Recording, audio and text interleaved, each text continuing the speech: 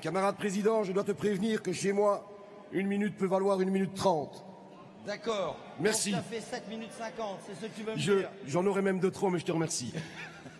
Camarades, je vous apporte le salut fraternel du syndicat Ferroglobe, ainsi que le syndicat Métaux Spéciaux, Blanchon, Arkema, Montblanc Composite, Sovédis, Zoplan, ainsi que de l'Union locale d'Albertville.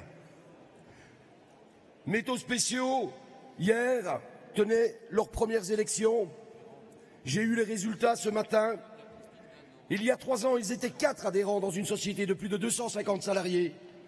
Mes camarades, ils ont atomisé la CFDT, explosé la CGT et terminent avec un résultat 60%. Je tiens à les remercier pour le travail qui a été effectué, mais je ne peux pas ne pas y joindre aussi les remerciements qu'ils m'ont demandé de porter à l'Union départementale de la Savoie, ainsi qu'à la Fédé Chimie. Un grand merci à vous.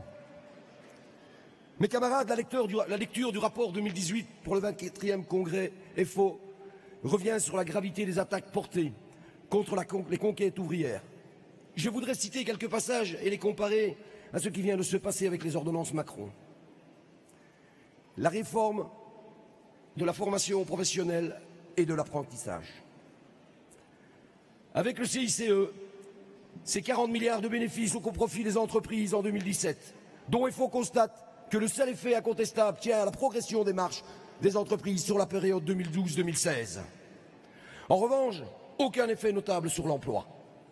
À propos de la politique industrielle, le rapport précise de manière générale plusieurs signaux nous font craindre un désintérêt relatif du nouveau dossier exécutif pour les questions industrielles liées à une focalisation excessive sur les secteurs des nouvelles technologies. Page 77, le rapport nous indique l'attaque frontale de la loi travail en l'espace de quelques années. Nous avons dû faire face à une véritable frénésie dans le détricotage des outils et principes structurant notre République sociale. La loi El Khomri a poursuivi la logique de remise en cause des garanties et des droits collectifs déjà largement initiés par 2 réformes précédentes. Mes camarades, alors nous sommes stupéfaits. Les ordonnances Macron finissent le détricotage du Code du travail, gagné par des dizaines et des dizaines d'années de combats par nos anciens, dont nos camarades FO. Elles s'inscrivent intégralement dans la continuité de la loi El Khomri.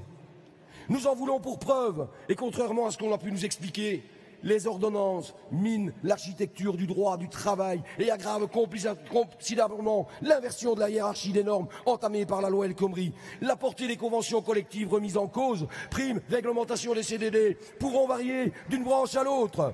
Les multinationales, mes camarades, pourront agir à leur guise pour justifier un plan de licenciement. Quant aux accords de compétitivité, ils soumettront les salariés aux nécessités liées au fonctionnement de l'entreprise. Venons-en au droit syndical. Muriel Pénicaud ose affirmer que les ordonnances apportent de nouvelles garanties pour les syndicats. Eh bien tiens, et renforcent le dialogue social. Je cite le rapport 2018, la loi Rebsamen, la fusion des IRP et la proportionnalité des listes aux élections professionnelles.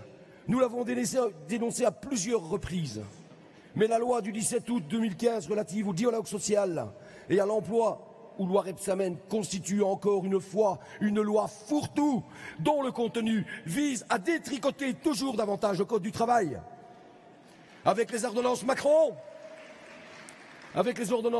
des accords sont rendus possibles sans la signature d'aucun syndicat. La fusion des institutions représentatives du personnel marque la remise en cause de chacune des institutions fusionnées et des missions propres à chacune des institutions. Jeter aux oubliettes le monopole de la négociation dévolu aux organisations syndicales.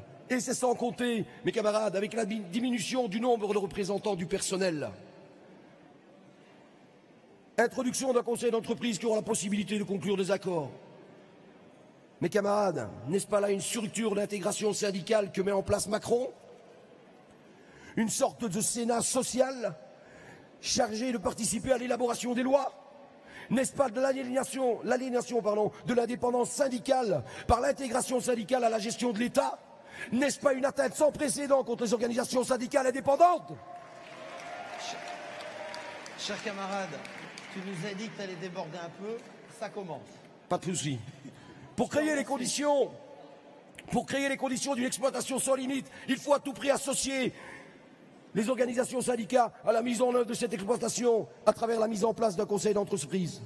Ordonnance 2017-113-86.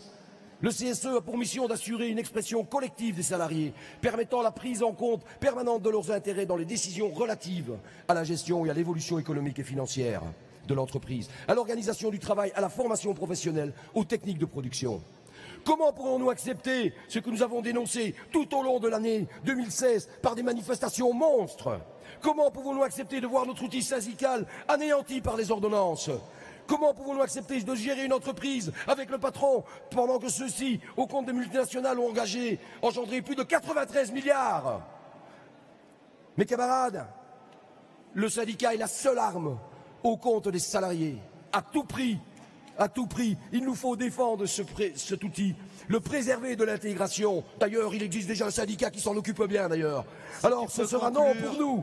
Ce sera toujours l'abrogation de la loi El Khomri. Je vais conclure, camarades. Merci. Ce sera toujours l'abrogation de la loi El Khomri et des ordonnances. Et pour finir mon intervention, tu vois, j'y arrive. Je m'en doutais. Je voudrais remercier au nom de tous les syndicats que je représente, ainsi que tous les adhérents de l'Union locale d'Albertville, Jean-Claude Mailly pour ses années passées à la tête de Force ouvrière, ainsi que tous les camarades du bureau sortant qui vont prendre une retraite, pour certains, je le sais, bien méritée. Ceci étant dit, camarades, nous voterons contre le rapport d'activité. En effet, votez oui, laisserait entendre que Force ouvrière accepte les ordonnances. Nous préférons donner au futur secrétaire général les moyens de renforcer Force ouvrière en lui permettant de s'appuyer sur une feuille de route claire. Nous demandons l'abrogation de toutes les dispositions issues de la loi travail et des ordonnances Macron et un soutien inconditionnel aux cheminots en grève. La défense de nos services publics. Et Pascal, j'aimerais que tu viennes parce que j'ai un cadeau à te faire, Pascal. Viens. Voilà, Pascal, je t'explique. Macron, on lui a offert un beau t-shirt d'une équipe de foot. Mais ne te leurre pas, Pascal, viens, approche.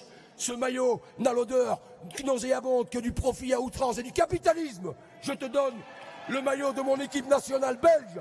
Je te dis, Pascal, et je n'en suis pas désolé, il sent la sueur que vous avez partagée, mes camarades, pour vous battre contre la loi El Khomri, contre les ordonnances. Et cette sueur, nous la partagerons encore. Merci. Vive la Confédération Générale du Travail. Vive Force ouvrière.